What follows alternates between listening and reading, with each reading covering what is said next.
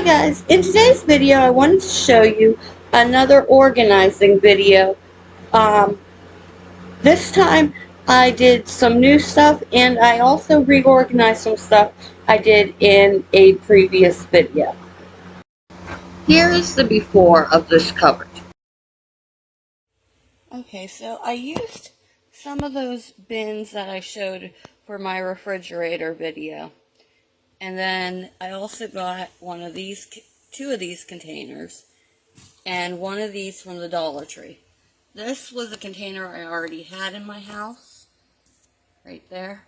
So what I did was I put my medicine in one, the kids' medicine in one. I have cold and flu medicine in here.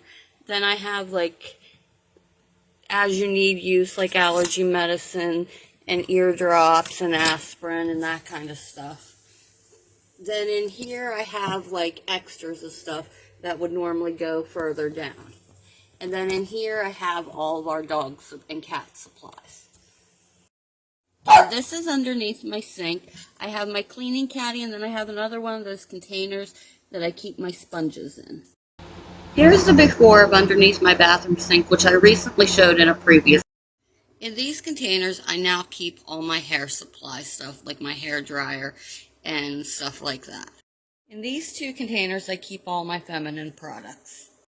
I kept this container, but I got rid of some stuff I don't use. And in the top I keep all my lotions, extra body washes, and in the bottom I keep all of my sprays. Okay, and this is the before of my drawer in my bathroom. And in this drawer, I had a good procedure before, but I needed something that would suit me better since I started wearing contacts, and I needed more area for my hair stuff.